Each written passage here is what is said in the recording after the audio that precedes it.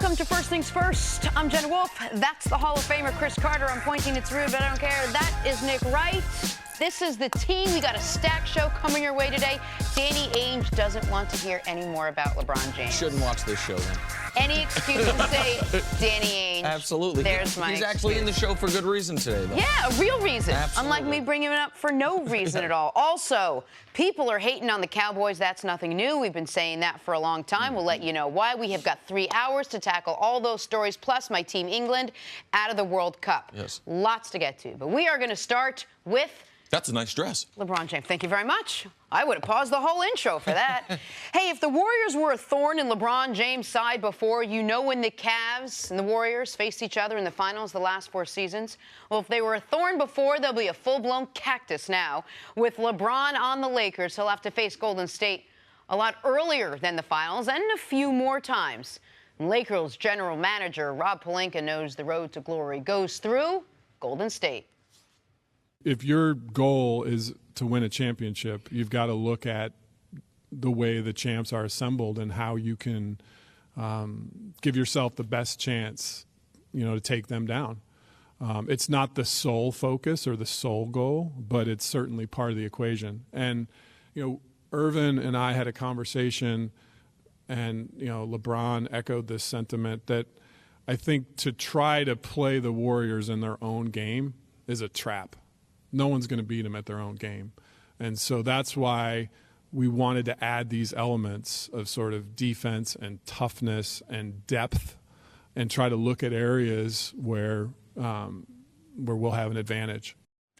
CC, so much of some of the top teams' intention going into the season is how to beat the Warriors and what kind of game they need to play. What kind of team do the Lakers need to build around LeBron in order to compete with the Golden State Warriors? I like what they're doing. I like the fact because I've told Nick this the last couple seasons that I didn't see a team, and LeBron specifically, he put a lot of shooters around him. I didn't think that a team could beat Golden State at their own game. And then the Houston team was put together, and you could start to see that the numbers and how much they improved defensively. So it just wasn't the offensive end, but the way they played, the style for which they played, that was as close to Golden State with the type of offense and the stars that they had. As far as LeBron is concerned, I'm with the Lakers. You're not going to be able to get enough young athletic shooters, because that's what the problem is.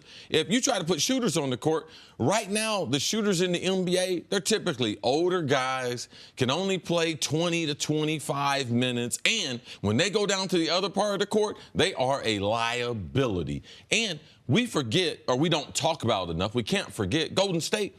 They're an outstanding defensive team. So you just can't try to chase after them from the three-point line. And I like the way Magic is approaching this because Magic saw firsthand. When Magic and Pat Riley and them created Showtime, people in the NBA was like wondering, how are we going to be able to beat that? So a lot of teams, unsuccessfully, you know what they said? We're going to run with them, which Magic said, I'd love for you guys to be able to do that because no one can do that better than us. So I could see why him and Pelinka would be like, listen, this is not going to work. We're not going to be able to get enough. If Steph and Clay are the best 2 shooters we've ever had, Nick, how are you going to ever build? And then they added Durant. Right. How are you ever going to be able to match that type of firepower? Well, and so here's the thing, and this is what can be a little frustrating if you're a fan of a team that's not the Warriors, is what is Golden State's style? And I say that, you might be like, oh, they pass the ball a ton, good shot, great shot, perfect shot. You mean because when you say we'll beat them at their own game, at their own what's game, their game? But I will pick various really good teams in basketball and ask you if the Warriors could be better at their style than they are at their own. Like, if you want to play iso ball, well, the Warriors do have Kevin Durant, who famously just shoot over a chair. If you want to play iso ball, they have one of the best iso players in the world in Durant. You want to play bully ball? Oh, now they have the best offensive big man in the league in DeMarcus Cousins. You want to play a pick and roll style? How does a KD Boogie or a KD Dre pick and roll work for you? You want to play the Blazer style? 2 outstanding perimeter shooters like Lillard and CJ. Oh, we have Steph and Clay. So whatever style you want to play, Now, with the addition of Boogie Cousins and the addition of Kevin Durant, the Warriors can play that style better than you, most likely. But what I will say about the Lakers and what they have going for them is this, potentially. If I were drafting of players available in the league, not players available, but just all the players in the league, players to beat the Lakers, or the Warriors, my number 1 pick would be LeBron James. My number 2 pick would be Kawhi Leonard. If I'm building a team, and they might end up with both those guys. So that's not to say Kawhi's necessarily the second best player in the league. That could be Harden, it could be Russ, probably not Russ, could be Anthony Davis. No, because you've already removed 4 or 5 of the other top 15 or 20 players. And so if I'm building a team, what I really want is athletic wings who can score.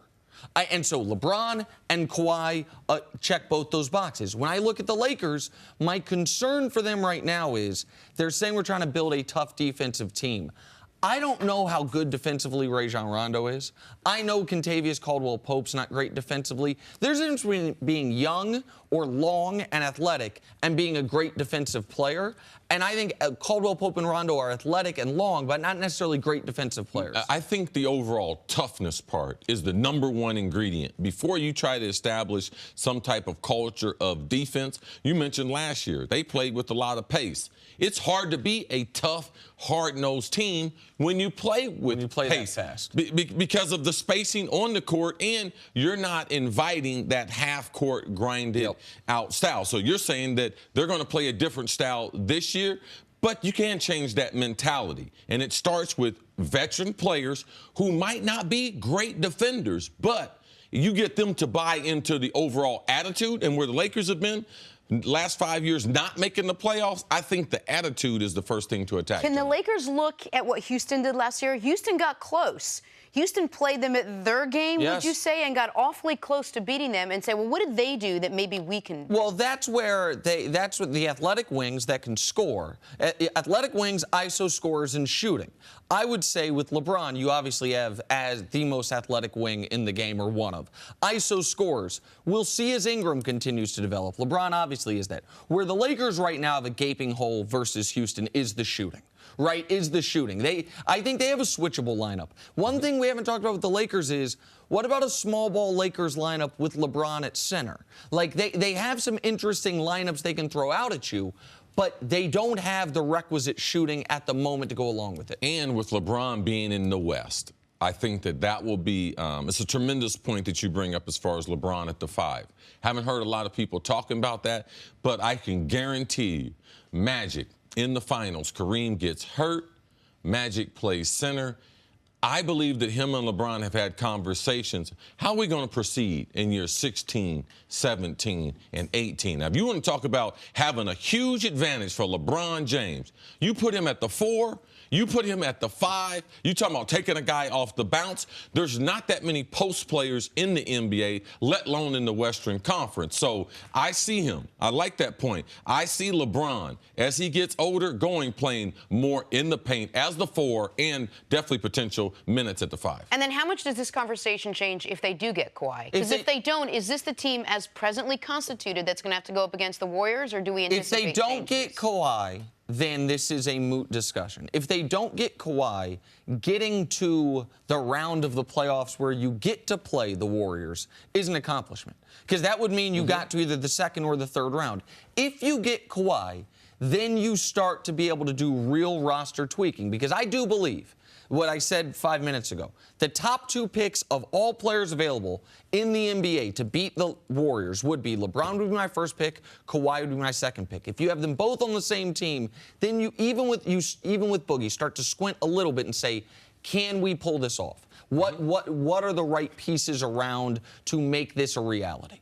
All right, we're going to leave it there. We'll discuss this more. Sarah Kustok is going to join us a little bit later on to break all that down. But coming up on the other side, did the New York Giants make the right move, putting their faith in a 37-year-old quarterback, Eli Manning? We discuss next, first and first. With the number 2 pick in the NFL draft, the Giants did not pick quarterback Sam Darnold, quarterback Josh Allen, or quarterback Josh Rosen. They instead went with running back Saquon Barkley. Big Blue deciding to place their faith in 37-year-old quarterback Eli Manning. And don't think that's gone unnoticed by the 2-time Super Bowl champ. Eli says it's a, quote, vote of confidence, and he wants to prove him right. All right, Chris, what does Eli need to do to vindicate his team's decision? This is big for Eli because if you look at what they went through last year, him personally, because I got a lot of respect for Eli, and I would say that because I know Eli, I know the family, I might have a little more leniency on my critique of Eli than other players. I'm saying I like Eli, And you have respect for what he's accomplished. Yes, but it's when you're commentating, you're human. There's certain people that you like, and I like Eli. I like him. I like his personality because I know there's more to him than what he says. The all shucks Eli, you know, that look and everything. And I really do have a lot of respect for what he's accomplished. When the organization is in a position like the Giants, which they're not used to, they're selecting in the top 5. And we had the quarterback prospects that we have. It is live and on the board that they have to select the quarterback. When they decide Dave Gettleman, when he comes in and believes, like, man, there's more football left in Eli, we're going to avoid picking this. The team across town, the Jets, they snatched one. All these other teams, they snatched a quarterback because if you need a quarterback, this was the year. Next year's draft class in quarterbacks, not to get ahead of us, it's not as promising. And they won't have they hope that as hell they don't have the second pick next year. Well, I can guarantee if they're in the top 5, Eli is not there. Right. Okay, because they didn't have the type of season. So it's very important that they establish a style of play because not only Eli, the head coach Pat Shurmur, it's his second job. He was a failure there in Cleveland, so he knows the amount of pressure on him. The defense, can you rely on the running game with Barkley and the defense? So for me, what type of team are they going to be? I don't believe the Giants should try to back Eli up 45 times a game and throw the football. The Giants have been best when they've been balanced, when they had a running attack or a short passing game because of the elements. Once you get past Halloween, the leaves begin to change. You need a physical style of football. And you can play physical style on the offensive end, which they haven't done. So that's what my real expectations are for Eli. Because if they don't have a running game, they rely just on the passing game. Offensive line, it should be better than it has been the last couple years. But Eli, no, we want him to throw the ball in the playoff games. In the regular season, I want him to throw the ball about 30 times. In the playoffs, you have to do whatever you have to do. So style of play is the #1 thing that I need the Giants to identify and be able to show that. Listen, first of all, I want to commend you for what you said at the front end because I've always believed people in this job, we all have biases. And it's impossible to do this job totally unbiased. Your job, I think, is to just be honest with the audience about where your biases fall. Danny you know Ainge. what I mean? Danny Ainge for her. Like, I'm from Kansas City. I root for the Chiefs. You tell me maybe I shouldn't root. I root. So when we're talking about the Chiefs, if we ever do on this show, know that I'm from there. And so I might be a little more optimistic at times. So I appreciate the candor there. When I look at the Giants, if I remove the quarterback from it, and I say they have, at the very least, barring catastrophic injury like they dealt with last year, they've got at the very least an average defense with the ability to be a well above average defense. They have what I would consider A-plus skill position guys. A top 3 wide receiver, a stud running back, a guy that I believe will be a stud running back, and a tight end. No, I think it's fair to say he's a stud running back. He's already a stud running back. Sure, Saquon. Yes. And I think an up-and-coming tight end we're going to hear more about in Evan Ingram. They spent a ton of money on left tackle.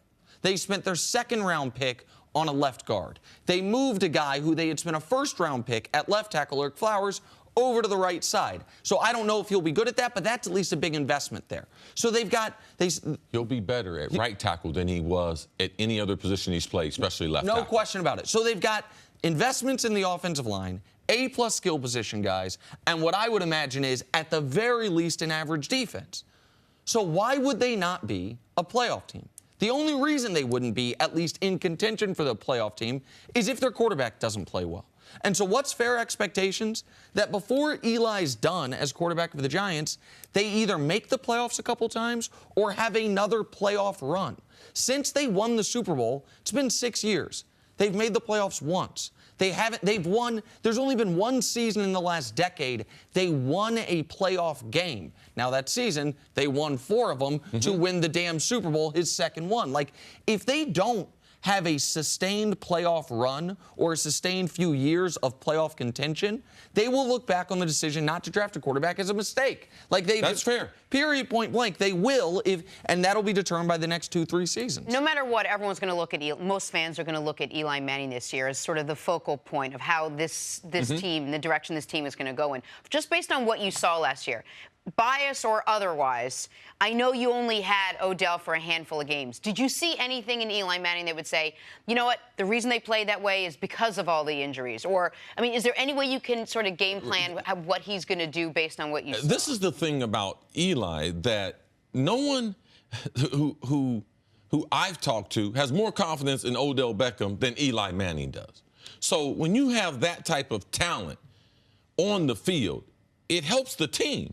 I mean, when you don't have them in the locker room, typically people think wide receivers, because they talk a lot and stuff and because some of the things they're involved in, they're distractions. Football teams need wide receivers. They need energy guys. They need guys to be able to bring juice. And OBJ, he does that for Eli. Eli has tremendous confidence that he can even throw the ball to him even when he's covered. But the Giants have been best with Eli when they had balance. There is no doubt OBJ is a special player, and I believe this season will be his best season. I knew what kind of shape he was in last year when he ended up breaking his leg. So I know the kind of torment that he went through. And he does not like the fact that he has not had a long-term contract. So he's mad that he don't have the long-term contract. And when he gets the new long-term contract, he's there to prove that he's worth the money. So he's going to be motivated either way. So I have high expectations for them to be able to get back in the sync and put up tremendous numbers. And we've seen in the NFL, if you've got a stud wide receiver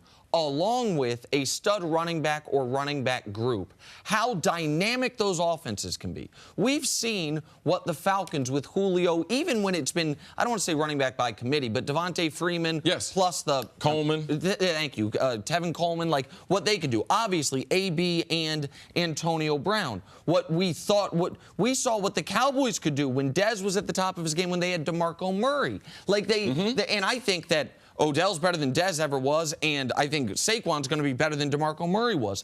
But the common denominator with all those teams is Matt Ryan, Big Ben, Romo when he was healthy. Like, you don't have to have Rodgers or Brady or Breeze if you have those other guys. But you've got to have, at the very least, above-average quarterback play, and that's what we got to see from Eli. Was Eli last year a perfect storm of terrible offensive line, your wide receiver breaks his leg, your coach is a disaster, all of it, or was he a part of the disaster? That's what this year is going to determine.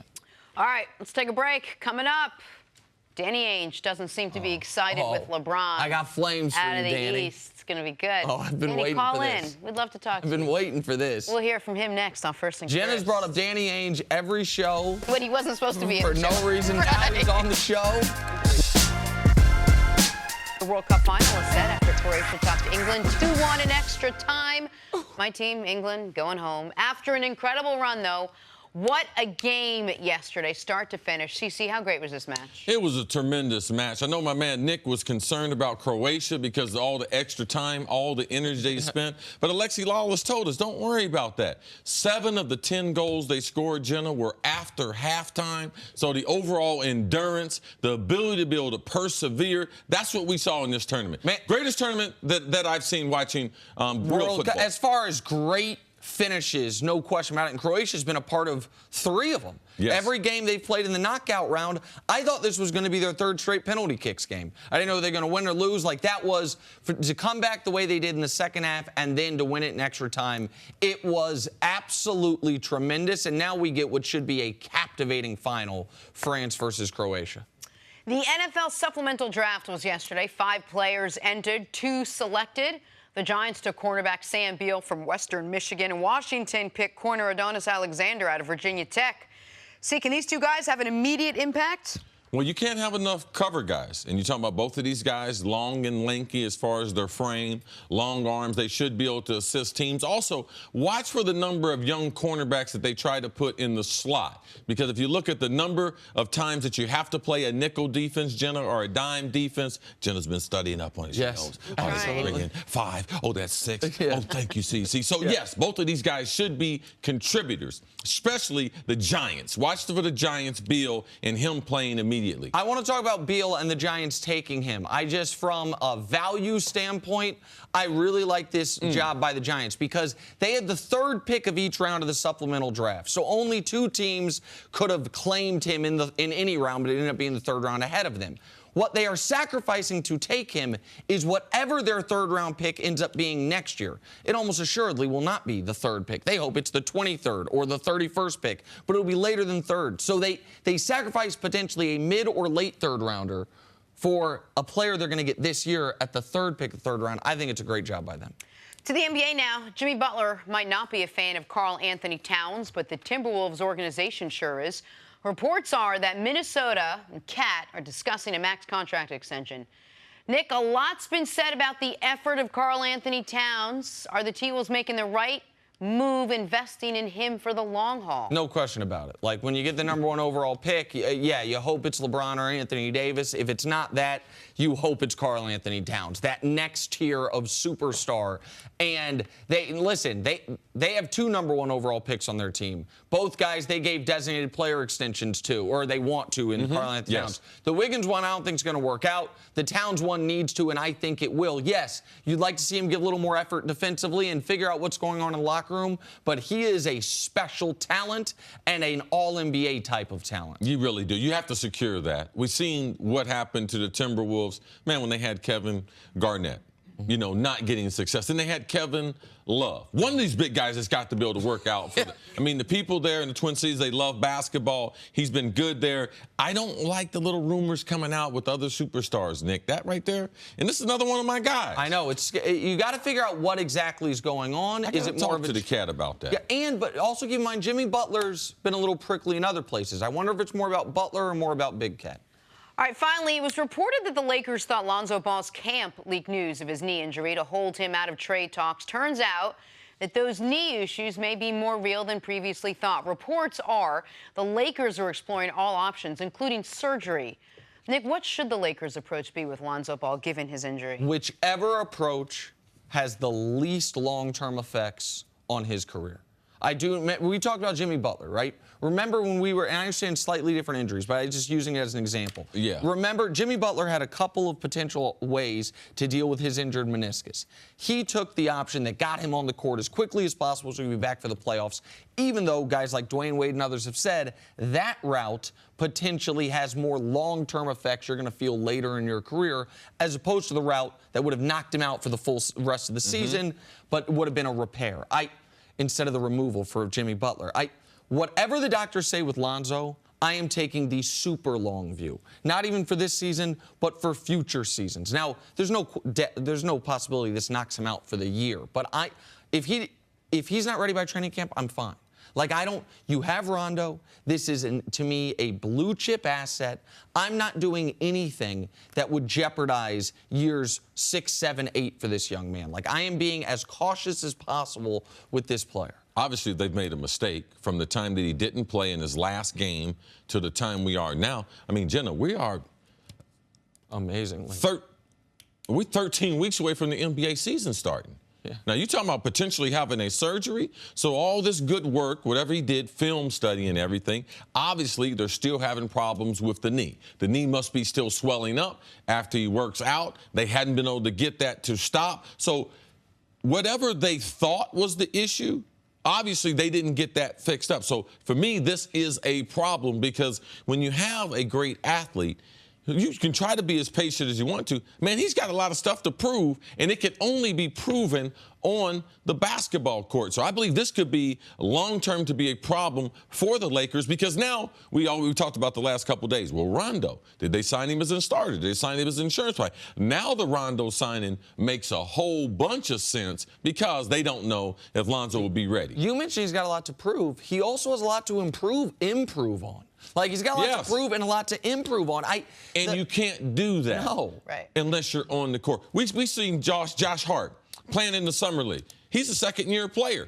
Man, I tell you, Nick, you will never see You won't see more improvement in the most players between year 1 and 2. That is the biggest year that we have seen guys grow in the sport because they have 1 year of maturity, they have 1 year of being around the league, and typically we see that they get beyond their rookie year jitters and getting used to the physicalness of the sport. And they have a year of seeing how guys at their level or higher than them athletically take advantage of them.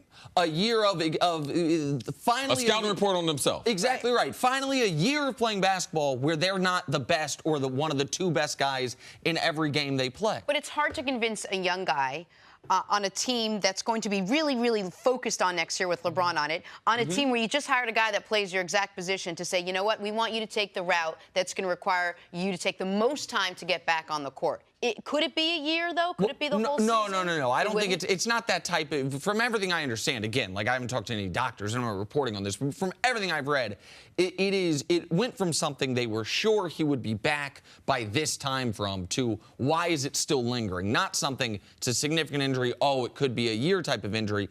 The point is there's no convincing you have to do. Like, he can't check himself into games. He can't put himself on the active roster. Like, whatever the doctors say that it needs to be done with Lonzo, the team can make sure it gets done, and then Luke Walton can make sure he doesn't play until he is not 80%, 100%. His first training camp with LeBron James is critical to his overall growth. Also, last year, he was hurt in training camp. He had a bad hamstring, so you don't want to keep missing those training camps. So that's the foundation for the regular season. All right, moving on. The Boston Celtics don't need reminding what happened last season. They lost to LeBron and the Lakers. I mean, yeah, LeBron and the Cavs in 7 games. I'm getting way ahead of myself.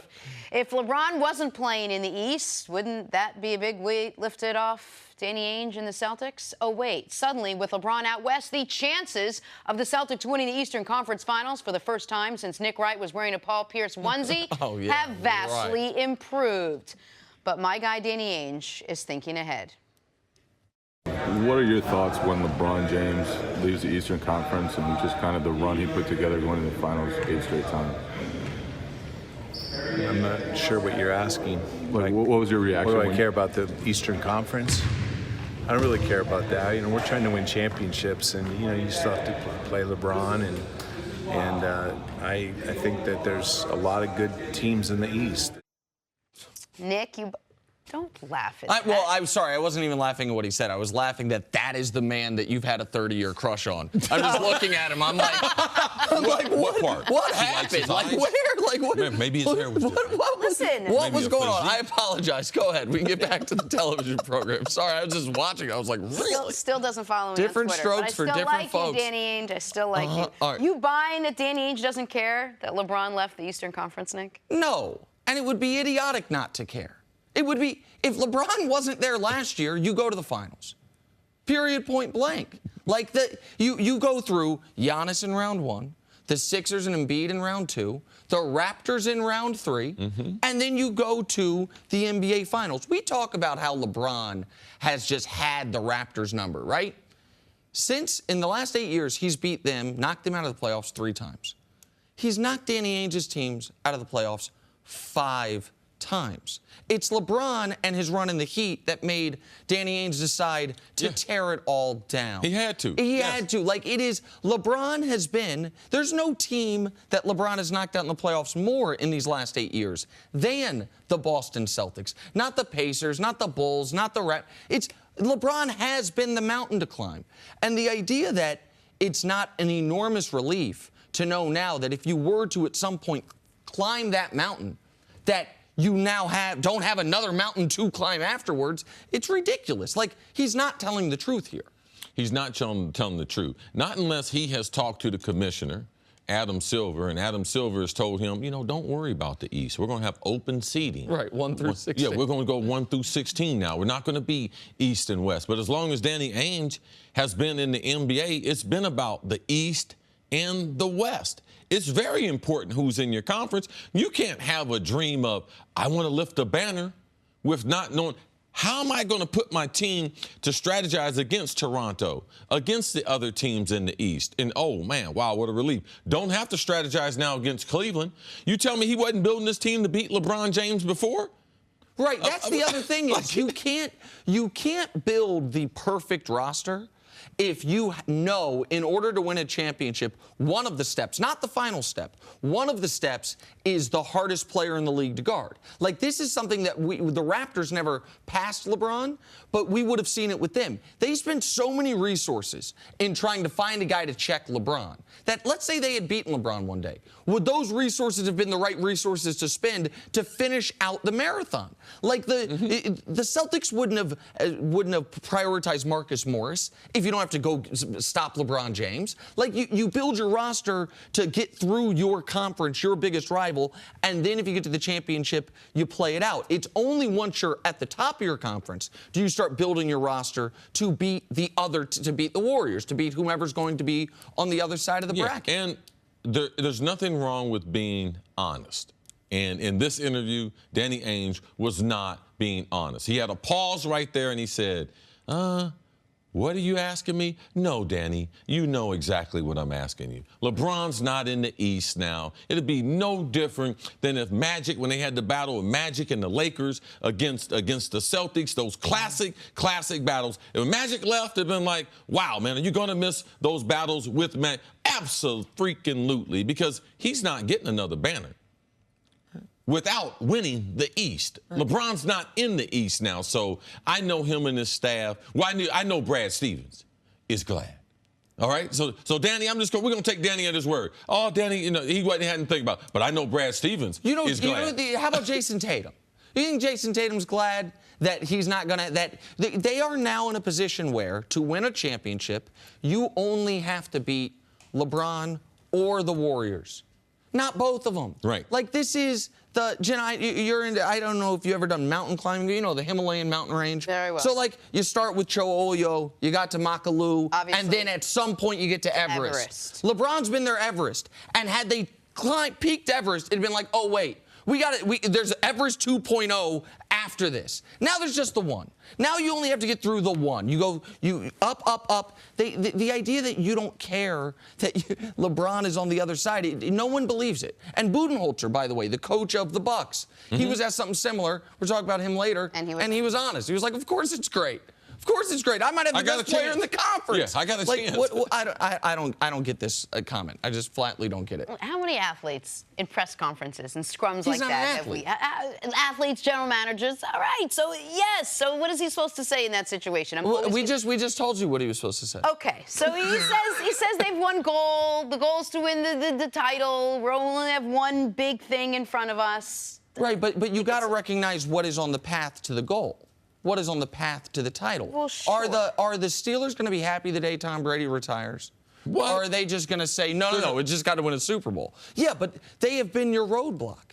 This has always been your roadblock. And by the way, the Celtics now, they are, if we're going to say any team's a contender other than the Warriors, they're one of them. And if he was really in Danny Ainge mode, the Danny Ainge that I grew to appreciate when he was playing, he would say, you know something? We're going to miss the competition. Because that has been a great competition. Okay. He's put him out 5 times, but at least acknowledge what has happened. And LeBron James has dominated you in the Eastern Conference for a decade. I just really hope when people think I don't like the Celtics. I really hope when the Celtics do finally win the East, because I don't think it'll be this year, that's the year the Lakers win the West. And LeBron has to knock their ass out again. One more time. All right, we're going to hear much more from Danny Ainge. We're going to run that entire interview like 16 times in a row on the other side. That's on Jenna's special post-show show. Right, coming you can catch up on FS3. Are people sleeping on Dak and the Cowboys? Next on First Things First. All right, let's move on to the NFL. One of the teams stirring chatter, the Dallas Cowboys, plenty of question marks surrounding their offense this season. According to ESPN's Bill Barnwell, they have the worst receiving core in football and the third worst collection of skill position players in the whole league. CeCe, can the Cowboys overcome their lack of receiving weapons? Whew. Loaded question. My goodness. I was trying to think of, when you call someone the worst, I was trying to defend them. Like, no one wants to be called the worst. I was trying to get a group that I think has the potential to be the worst. Their defense. The only way that I can see that is their defense has to play to a level that we didn't expect. And I'm not only just talking about where they rank in defense, but for the style for which they're going to play. They have to be one of the top 10 teams as far as turnovers. If they can create extra turnovers, which give you extra possessions, because, man, Dallas is going to run the football. But if I can put them on a short field, if I can keep their defense only playing about 28 minutes a game because of the ball control, because that big offensive line, the Cowboys, is eating up time of possession, and that defense is creating pressure that forces turnovers. So now that gets extra possessions, which I believe that the wide receiving core, they can take advantage of those extra possessions. And I believe it's very, very important the first month of the season, because when people are telling you, man, this is the worst group, your overall confidence, because they ain't got a whole bunch of ballers. They ain't got no guys got, hey, man, you know, I got 200-yard games. I got a couple touchdowns. No. Alan Hearns, I got 1,000-yard season, and he had that a couple years ago. He's coming off a knee injury in Jacksonville where they gave up on him. I believe he's their best receiver. Which is a problem, flatly. If Alan Hearns coming off a knee injury is, you say you believe it. I think it's unquestioned. He's their best receiver. That is a problem. Bill Barnwell is one of my favorites. Bill Barnwell on football, Zach Lowe on basketball. They used to both write on Grantland, and so I've been following him for a while. I want to read you one particular passage from this little piece where he ranks the Cowboys where he does. The Cowboys are left with what must surely be the worst receiving core in football. The 4 tight ends vying to replace Jason Witten have 94 combined receiving yards. Not 94 combined catches, 94 combined yards, not last year, in their career. That's all done by Jeff Swaim, who nobody had mentioned Jeff Swaim until the day Jason Witten retired, and you were like, who's his backup? Like, this is, if the Cowboys have drafted well enough and have spent to the cap consistently enough and have solid enough, theoretically, quarterback play that they should be in the discussion of not only playoff but Super Bowl contenders. And if they are a Super Bowl contender, I tried to go down the list. Would this be the worst group of pass catchers to make a Super Bowl in modern times? Like I was thinking about, what about the group Cam took in 2015? But that was Ted Ginn's great year. Like yes. And they had Greg Olsen. And Greg Olsen was okay, so like what about the 06 Bears? That team, that was quarterbacked by Rex Grossman. Throw that out, like Muhsin Muhammad, Bernard Barrett. But still better careers. And guys who had 1,000-yard seasons. And a great defense. A defense that was just, it seemed like every other week that year, Peanut Tillman. It was going to be a strip. Yes. I mean, so many defensive scores. And, oh, yeah, by the way, the greatest, in my eyes, kick returner ever back there to give them extra points in Devin Hester. Like, the teams that have done, the 2000 Ravens, when we were discussing this before the show, you meant, like, Kadri Ismail, Brandon Stokely, our friend Shannon Sharp's there, but it's later in his career. But that Ravens, one of the greatest defenses ever in the history of football. Like, if you are going to get to high levels in the playoffs with weapons like this, it's usually because you have an elite defense. We're talking about the Cowboys having a pretty good defense if it works out. And when we talked about the Giants, you said the one thing that's going to work for Eli or for any quarterback is to have high-energy receivers. You got to have high-energy receivers. Dak is coming into a year where he needs to play well, but he doesn't have any relationship really with these guys that he's going to be throwing the ball to. Certainly not any high-energy guys that are going to help pump up this offense and get them going. Yeah, it's going to be difficult because given the NFL now, people talk about the lack of practice and everything else. You got to talk about style. They are throwing the ball at an all-time high, and an all-time high successfully. Also, defensively, it dictates to the defense. You must have a great nickel. So Dallas, do they play 2 tight ends? Do they play 3 receivers? Brian Billick, my great offense coordinator, also head coach in the NFL, he taught me, Chris, it's a numbers game. If I got 3 receivers that's better than their nickel coverage, I'm going to put the 3 receivers on the field. Dallas, they can't say that because the way Zeke is set up and with that offensive line, the best thing for them is to run a one-back set with 3 receivers on the field to make them play nickel. Then you can have that big offensive line just roll off on that small defense. That's how they could be successful. But when you don't have quality wide receivers, because all they got to do now is I'll play all 3 of your wide receivers man-to-man, and I'll put 7 guys in the box. You're going to have to run against that. So they're going to get a lot of man-to-man coverage, all right? Zeke and them are still going to have to try to be able to win ball games because you cannot depend on their wide receivers. Do you realize, just the generic you, how, I guess, I don't want to, what low expectations people must have for your wide receivers and tight ends to rank your skill position guys 3rd worst when Zeke is the running back? You think about that. Because he knows that. Bill knows that when he writes the article. Right. Bill obviously knows that this is an evaluation of running backs, tight ends, wide receivers combined into one group. He knows they have an A+ running back. And he says third worst collection in the league. Like, that is, it's almost like what the people that don't like what the Lakers were doing this offseason, saying the Lakers had a bad offseason. Do you know how bad your offseason must have been if you sign LeBron and people are like, we give it a C-? Like, that must, I mean, if you have Zeke and you give your skill position guys 30th out of 32, that's disastrous. Well, Jenna, it goes back to a point that you made. That's what I was trying to whisper to you. Jenna was always worried about Dez. Chris, what kind of information out there on Dez? Why didn't they sign Dez? Why didn't Dez sign with anyone else? Now, we're in the 2nd week of July. Dez Bryant's still not signed. Bill Barnwell, he writes this article about Dallas knows their wide receiving core is not going to be good without Dez. Man, they must have did not want Dez in the building to have to put that wide receiving crew out there, and for Dez not to be signed with another team doesn't make him look good. Right. Dallas Cowboys got the worst wide receiving group. I'm taking Bill on his word. Yeah. And Dez Bryant is still not working. So I hear you as far as, man, they must have a lot of information out there about Dez that's not public information. All right, we're going to take a break. Coming up, why Magic Johnson shouldn't get too much credit for the Lakers roster. We explain next on First Things First. Back here on First Things First, we're joined by Fox basketball analyst Sarah Kustok. Sarah's also going to be doing some football for us this year. Ever-expanding portfolio, Ms. Kustok. I'm trying to keep up with everyone at the table. Cast a wide net. Do you want to have your career go upwards? Have a brother chase you? chase you out of a Whole Foods. Run. It is such an inside joke, but just laugh with us. Yes. Hey, we got funny. Sarah, when you sign LeBron James to a 4-year deal, you literally cannot have a bad offseason. It's just the rule. The Lakers have LeBron. Do they also have some roster questions? Sure, but they have LeBron. And because of LeBron, they now have Rajon Rondo, Lance Stevenson, and JaVale McGee. Just ask Magic Johnson. LeBron's won championships. He's been to 8 straight finals. I mean, you think Rob and I are not going to ask them? No, we're going to definitely ask him his opinion because he knows those players better than us.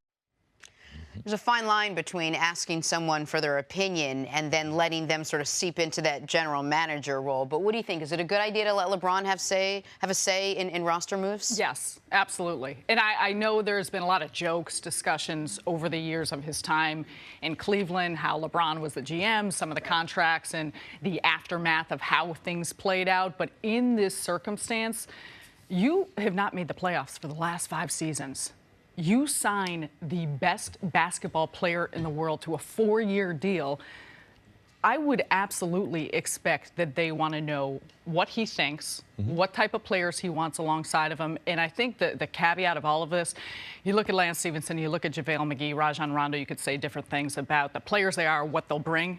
It's 1-year deals. 1-year deals. The Lakers are also setting themselves up for the 2019 free agency class. Yes. So regardless of what happens, and you can go through each of these guys, but it's 1 year that they are committing to. A question for you and Nick. Just say, let's remove LeBron from it. Let's just say the Lakers go after, say LeBron stayed in Cleveland. The Lakers go after any of the other top players, Kawhi, Paul George, any of them. Do you think Magic Johnson sits down with them and asks them, hey, Kawhi, what kind of players you like to play with? What do you think about the players that we have? What do you think about the way we're doing things? What kind of offense you like to run? Do you guys think that Magic would do that for even players like Kawhi? Yes, I do. I think this is a thing we talk about all the time. I think in the NBA, your best player should have a say on the coach. if he doesn't like him, unless it's a Hall of Fame established coach, should have a say on teammates. I think. Now, I don't believe every top player, Nick, should have that type of say. It depends on what is their basketball IQ. Sure. How do they go about their business? Like, are they going to be about trying to have their friends, or have they really surveyed? Because every superstar doesn't have the same knowledge of the league that others have. LeBron, I know this personally, being at practices, you've seen him. We talked about him being a savant on the basketball court, but also his overall study, his ability to remember sets that other teams run, what they run in certain situations, him calling out things. I went to a practice when LeBron was young, when Shaq was there, and I was friends with Shaq, and I was asking about LeBron. He's like, man, this guy is unbelievable. The amount of information he knows for a young player, what he remembers. When Detroit tried to do certain things to him in the playoff, he remembered the certain play calls. If they call out a color scheme, he can correlate that to a number. So, yes, you have to realize the asset is not only the basketball player, but it's also the basketball mind. And Magic and Rob Pelinka, I believe, are doing the right thing by tapping into that. So I might surprise some people with this. This makes me a little nervous. I think LeBron James should have veto power. I do not think they need to say to LeBron James, give me a list. I think if they have it is Rob Pelinka and Magic's and the scouting department's job and the analytics department's job to figure out which players are available at the right price that they think will fit the style they're going to play. I have no problem with them, once they've compiled the list, going to LeBron and saying, anyone on here that you want crossed off, that I think works. But what I've seen, listen, LeBron is an A+ in a lot of things across basketball. Evaluating how good other players still are is not something that I think is his strongest suit. And it's always a problem for current players. Yes. Because what our memory is of other players, I remember this, and when I retired from football, man, people had me playing fantasy football. Man, you were a great fantasy football player, Chris. Man, I was in a couple different leagues. The first few years, I was the worst. Man, pick this guy. Man, you got to pick Anquan Bolden. Man, he's got durability. Right. Like, because guys who I knew and guys who I like. Right. So that's what you end up attracting. So interesting. Yeah, but that's real because Yeah. he's human. And you could see that with LeBron and some of his relationships, the guys who got contracts and everything. So I like that theory. But to me, then you look at a guy like Lance Stevenson, and that's where I think a lot of eyebrows were raised, because this was someone who no one probably ever would have pegged would be a guy that LeBron would want on his team. But that goes back, I covered the Cavs Pacers series this past year, and it was interesting because LeBron was asked about Lance a lot, how he was an agitator, what he did. LeBron still spoke with such a high amount of respect for him, the type of confidence, the type of competitor he was, the fierceness that he brings. I think it's a fair deal that they did with Lance. Again, it goes back to a one-year deal, but I think LeBron, I would assume Magic and Rob spoke with them about different guys. I'm not sure LeBron just said, I want I don't X, Y, think Z. he did. And, right. No. And I wasn't trying to act like that's what happened. Right. I just wanted, that's not I think what they I had think would be targeted a smart. group of players and went over that group of players with LeBron. You know, on this sheet, these are players where we have interest in. What do you think? Is there any concern that if LeBron starts being consulted on general manager decisions or picking players, then that bleeds into a little bit, well, he's got more power than, say, Luke Walton, or if he doesn't like the way the direction of the team is going. He has more power than Luke Walton. Okay, but does that bleed into the direction of the team or how successful the team can be, or a balance of power between the general manager and Magic and Rob and Luke Well, this and is LeBron? the thing in the NBA. The power is with the players. All right? The players got the guaranteed money. Unless you are Pop, unless you're Brad Stevens, he's not even on that corner where he would like to throw his career around. This is the way the NBA has been run for years. It's about the players and about what the players want. Magic Johnson has been associated with a couple coaches. All of a sudden, now they're not his coach anymore. So this wouldn't be new.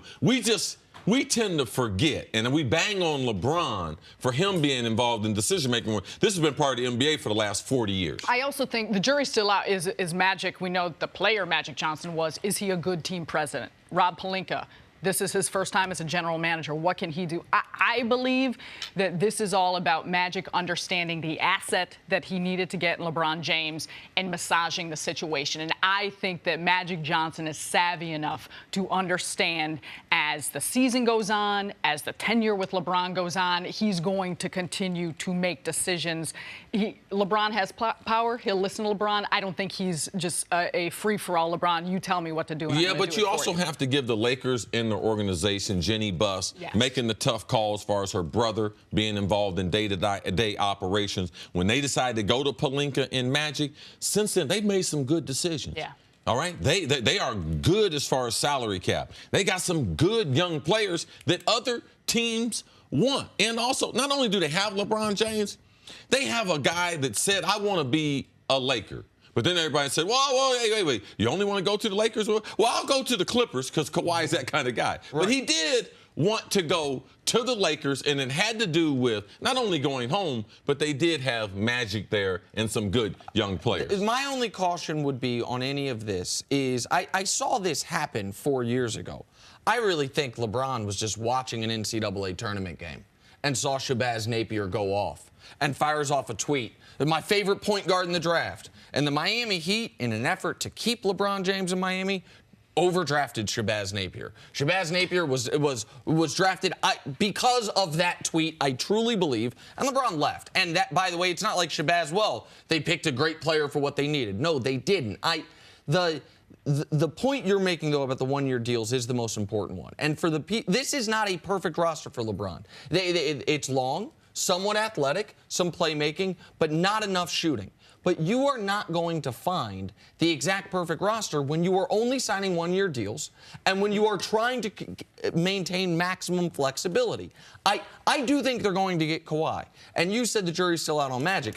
If the only thing Magic ever does is get LeBron James, that's still a more than passing grade. If they end up with Magic and Kawhi, with LeBron and Kawhi, then, I mean, he can just chill for the next few years and let Pelinka and the scouting department do the rest. That will be an A-plus job. Right now, it's not a perfect roster, but with the types of deals they were giving out, it wasn't going to be. You're going to know when the Lakers and Magic have arrived, when they have the feeling like Golden State and like Magic has had, like LeBron has had other places. When guys decide to turn down substantial money and say, so I'm going to come there because I believe we can win. And I believe they're not too far off from having that. LeBron said he wanted to be in L.A. because he signed there. Kawhi has said he wants to be in L.A., and a lot of that has to do with Magic being there. So I believe they will continue to add pieces. I like where the organization is right now.